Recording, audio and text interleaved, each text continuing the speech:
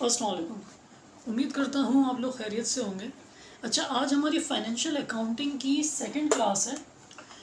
अच्छा, सबसे पहले तो मुझे यूट्यूब पे कुछ कमेंट्स आए थे, तो सबसे पहले तो मैं आप लोगों को एक चीज़ क्लियर कर दूँ। मुझसे ये पूछा जा रहा था कि आप अकाउंटिंग सॉफ्टवेयर पे हमें लेकर चले जाएं। तो देखें, बात ये है कि अकाउंटिंग सॉफ्टवेयर पे भी आपको लेके जाएंगे, मगर शुरू में जब आप फर्स्ट स्टेप पे हैं। अब जैसे कि फ़र्स्ट स्टेप कंप्लीट होगा, फिर सेकंड स्टेप आता है, फिर थर्ड स्टेप आता है। आप पहले से मुझे कह रहे हैं कि मैं आपको फिफ्थ स्टेप पे पहले से ले जाऊं, जबकि फाउंडेशन ही आपकी स्ट्रांग नहीं होगी तो मैं आपको अकाउंटिंग सॉफ्टवेयर पे कैसे ले जाऊंगा। आपको बेसिक डेबिट और क्रेडिट एंट्रीज़ का नहीं पता होगा, आपको चार्ट ऑफ अकाउंट्स का नहीं पता होगा, तो मैं आपको अकाउंटिंग सॉफ्टवेयर पे कैसे ले जाऊँगा। चार्ट ऑफ अकाउंट्स जो है ना, वो बेस होता है, वो फाउंडेशन होता है किसी भी अकाउंटिंग सॉफ्टवेयर में। ठीक है, जैसे कि आज हम पढ़ रहे हैं हेड ऑफ़ अकाउंट्स हम पढ़ेंगे। तो ज़ाहिर है ये सारे जो चार्ट ऑफ़ अकाउंट्स हैं, जब तक आपको ये नहीं पता होगा कि आप चार्ट ऑफ़ अकाउंट्स किस तरीके से मेंटेन करेंगे, किस तरीके से उसकी बुक कीपिंग करनी है, किस तरीके से डेबिट क्रेडिट एंट्रीज़ बनानी है, किस तरीके से आपके जो फाइनेंशियल स्टेटमेंट्स हैं उसके 5 कंपोनेंट्स होते हैं। आपके इनकम स्टेटमेंट होता है, स्टेटमेंट ऑफ फाइनेंशियल पोजीशन होता है जिसको बैलेंस शीट कहते हो, कैश फ्लो स्टेटमेंट होता है, statement of changes in equity होता है, नोट्स टू द अकाउंट्स होता है। ये सब की जब तक आपको नॉलेज नहीं होगी, मैं आपको सॉफ्टवेयर पे कैसे लेके जा सकता हूँ। ये बेसिक नॉलेज तो आपको होनी चाहिए, इन सारी चीज़ों का तो आपको पता होना चाहिए ना। फिर इंशाल्लाह हम लोग बढ़ेंगे, सॉफ्टवेयर की तरफ भी बढ़ेंगे, और आगे आने वाली क्लासेस में हम इसको देखेंगे भी, कि प्रैक्टिकली भी देखेंगे कि ये किस तरीके से इसको हम सॉफ्टवेयर में जो बुक कीपिंग है उसको किस तरीके से हम लोग करते हैं। मगर जो बेस है, देखिए, चार्ट ऑफ अकाउंट्स किसी भी कोई भी जो आपका सॉफ्टवेयर होता है उसका बेस होता है चार्ट ऑफ अकाउंट्स। अगर चार्ट ऑफ अकाउंट्स आपके गलत बन गए ना, तो आपकी अकाउंटिंग बिल्कुल गलत रहेगी, आपकी अकाउंटिंग कभी ठीक हो ही नहीं सकती। ठीक है ना। तो इस बात पे ये बात आप याद रखें कि पहले आपको स्टेप बाय स्टेप मैं आपको लेके चलूँगा, स्टेप बाय स्टेप हमें चलना है। ठीक है, तो बढ़ते हैं अपनी क्लास की तरफ। तो आज हम जो कवर करेंगे वो कवर करेंगे जो हमारे हेड ऑफ़ अकाउंट्स है।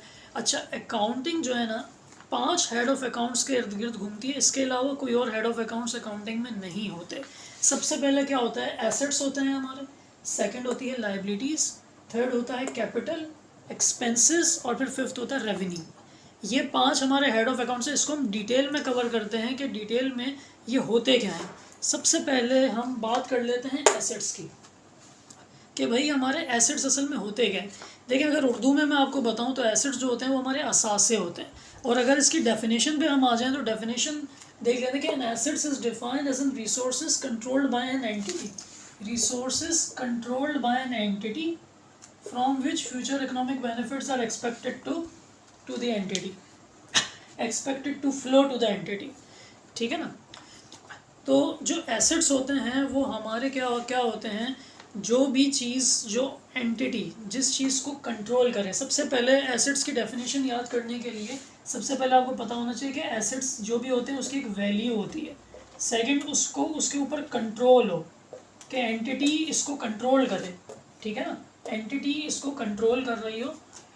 और जो फ्यूचर में आपको जो आपके एसेट्स हैं वो फ्यूचर में आपको कोई इकोनॉमिक बेनिफिट दें, in a form of revenue, in a form of cash, जिस तरीके से भी है वो आपको रेवेन्यू जनरेट करके दें, वो आपके एसेट्स होते हैं। अच्छा, एसेट्स जो होते हैं वो 2 तरीके के होते हैं, एक होते हैं नॉन करंट एसेट्स, एक होते हैं करंट एसेट्स। एसेट्स आप लोगों को समझ आ गया होगा। जैसे मैं आपको एग्जांपल एसेट्स की दे दूं, जैसे कि लैंड हो गई, बिल्डिंग हो गई, आपने कोई ऑफिस के लिए प्लांट और मशीनरी परचेज़ कर ली। अब ये मशीनरी जो है, ये आपको, ये एक तो मशीनरी की एक वैल्यू है, दूसरा आपके ऊपर मशीनरी के ऊपर आपका कंट्रोल है, और तीसरा ये फ्यूचर में इकोनॉमिक बेनिफिट आपको दे रही है। यानी मशीन से आप कोई भी अपना गुड्स प्रोड्यूस कर रहे हो और गुड्स को आप सेल कर रहे हो, तो इन अ फॉर्म ऑफ कैश आपको जनरेट हो रहा है, रेवेन्यू आपको उस मशीनरी से जनरेट हो रहा है। इसी तरीके से लैंड एंड बिल्डिंग है, इसी तरीके से आपकी कार्स हैं, जो भी आपके ये 3 कंडीशंस जो फुलफ़िल करेगा वो आपका एसेट होगा। एक तो उसकी एक वैल्यू होनी चाहिए, आपका कंट्रोल होना चाहिए उसके ऊपर, और फ्यूचर का इकोनॉमिक बेनिफिट वो दे। बहुत ही सिंपल अल्फाज में मैंने आपको एसेट्स की डेफिनेशन समझा दी है। ठीक है। अच्छा, एसेट्स 2 तरीके के होते हैं, एक होते हैं हमारे करंट एसेट्स, एक होते हैं हमारे नॉन करंट एसेट्स। जो नॉन करंट एसेट्स होते हैं ना, वो एसेट्स होते हैं जिसको आप 1 साल से ज़्यादा ओन करते हो। जो 1 साल से ज़्यादा आपके पास होते हैं, 1 साल से ज़्यादा जिसको आप ओन करते हो, वो कहलाते हैं आपके नॉन करंट एसेट्स। इसकी जो एग्जांपल है वो मैं आपको बता दूं, जैसे लैंड हो गई, आपकी बिल्डिंग हो गई, आपके मोटर व्हीकल्स हो गए, आपकी कार्स वगैरह हो गई। कार्स कार्स अब आप बोलोगे कैसे एसेट है, देखिए कार्स भी एसेट है। अब जैसे कि ये उबर और करीम जो है वो चल रही है, तो ये क्या कर रहे हैं कि इनके पास अपनी कार्स हैं, इनके पास एसेट्स हैं, तो ये उससे रेवेन्यू जनरेट कर रहे हैं। तो ये भी आपका कार भी आपका एसेट होता है। और लैंड, बिल्डिंग, मोटर व्हीकल्स और प्रॉपर्टी, प्लांट और इक्विपमेंट्स, ठीक है, कंप्यूटर, लैपटॉप्स, ये सब आपके एसेट्स में आते हैं, ये सब एसेट्स की डेफिनेशन में आता है। और ये सारे नॉन करंट एसेट्स होते हैं। नॉन करंट एसेट्स वो एसेट्स जिसको आप 1 साल से ज़्यादा ओन करते हो, ठीक है। करंट एसेट्स जो होते हैं वो आपके वो एसेट्स होते हैं जिसको आप 1 साल से कम ओन करते हो, जो कैश में इजीली कन्वर्टेबल होते हैं। जो कैश में इजीली कन्वर्ट हो जाए विद इन अ ईयर, उसको हम कहते हैं करंट एसेट्स। के नाम से ही जाहिर है करंट एसेट्स। ये with in a year cash में कन्वर्ट हो जाते हैं, जिसमें आ जाता है आपका बैंक एंड कैश बैलेंसेस, ठीक है, जिसमें आ जाता है आपका अकाउंट रिसीवेबल। अकाउंट रिसीवेबल क्या होता है? देखिए, अकाउंट रिसीवेबल ये होता है, फॉर एग्जांपल आपने कोई गुड्स आपने क्रेडिट पे किसी को दिया है, उधार पे आपने कोई गुड्स किसी को सेल किया है। अब अगर आप उधार पे किसी को सेल करते हैं तो आपके पास कैश तो आया नहीं, तो वो जब आपको, आप फॉर एग्जांपल 30 दिन के क्रेडिट पे उसको दे रहे हो, 60 डेज के क्रेडिट पे आप दे रहे हो, 90 डेज के क्रेडिट पे आप उसको दे रहे हो, तो वो कहलाता है कि अकाउंट रिसीवेबल। यानी जिससे आपको उधार के पैसे लेने हैं वो होगा आपका अकाउंट रिसीवेबल। आपने फॉर एग्जांपल एक सेल की है 1 लाख रुपए की, और वो आपको कह रहा है कि मैं 3 महीने के बाद आपको पेमेंट दूंगा, तो आप उसको कहाँ रिकॉर्ड करोगे? आप उसको अकाउंट रिसीवेबल में रिकॉर्ड करोगे कि इससे हमें पैसा लेना है और ये हमारा एसेट है अकाउंट रिसीवेबल, ठीक है। और विद इन अ ईयर ये कैश में कन्वर्टेबल होता है, इसलिए ये करंट एसेट में फॉल करता है। अच्छा, तीसरे नंबर पे आती है हमारी इन्वेंट्रीज। तो ये क्या होती है? लेट्स से कि आपने 1 लाख की गुड्स परचेज़ किया, 1 लाख की आपने इन्वेंटरी परचेज़ की, और उसमें से आपने 90,000 की इन्वेंट्री जो है वो सेल कर दी। अब जो आपके पास बची वो बची आपके पास 10,000 की इन्वेंट्री। अब जो 10,000 की इन्वेंट्री साल के आखिर में आपके पास बची है ना, ये फिगर होती है जिसको हम क्लोजिंग इन्वेंट्री भी कहते हैं। तो ये भी आपका करंट एसेट होता है, ठीक है।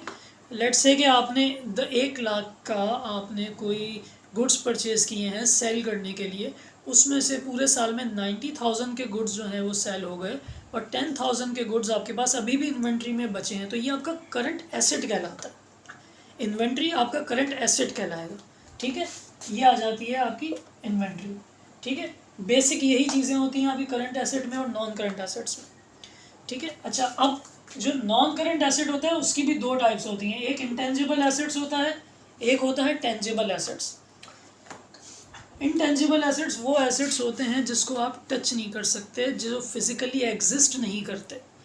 इंटेंजिबल एसेट्स वो एसेट्स होते हैं जो फिजिकली एग्जिस्ट नहीं करते, जिसको आप टच नहीं कर सकते। जैसे कि फॉर एग्जांपल पेटेंट्स हो गए, कॉपीराइट्स हो गए, आपकी गुडविल हो गई, ब्रांड हो गया, आपका कोई आपका ब्रांड रजिस्टर है, ब्रांड हो गया, सॉफ्टवेयर हो गया, ये सारे आपके इंटेंजिबल एसेट्स में आते हैं, जिसकी वैल्यू तो है, जिसको एंटिटी कंट्रोल भी कर रही है और जो फ्यूचर में आपको इकोनॉमिक बेनिफिट भी दे रहे हैं, तो आपके एसेट तो हैं, मगर ये इंटेंजिबल एसेट्स हैं। इंटेंजिबल एसेट्स का मतलब जिसको जो फिजिकली एग्जिस्ट नहीं करते मगर उनकी एक वैल्यू है। जैसे कि सॉफ्टवेयर है, सॉफ्टवेयर की वैल्यू है, वो फिजिकली एग्जिस्ट नहीं करता मगर आप उसे टच नहीं कर सकते। आपका ब्रांड है, ब्रांड की वैल्यू है मगर वो फिजिकली एग्जिस्ट नहीं कर सकता। आपका जो गुडविल है, अब इसी तरीके से आजकल लोगों के फेसबुक पेजेस आ गए हैं, तो फेसबुक पेजेस भी आपके एसेट्स हैं। आपका जो यूट्यूब चैनल है वो आपका एसेट है, ठीक है ना। अच्छा, सेकंड आते हैं आपके टेंजिबल एसेट्स। टेंजिबल एसेट्स वो एसेट्स होते हैं जो फिजिकली एग्जिस्ट करते हैं, जिसको आप टच कर सकते हो, जैसे कि land, building, motor vehicle, property, plant, equipment, computer and laptops, ठीक है। तो ये चीज़ें आपको समझ में आनी चाहिए क्योंकि ये चीज़ें समझ में आएंगी, फिर हम अपनी क्लास को आगे बढ़ाएंगे।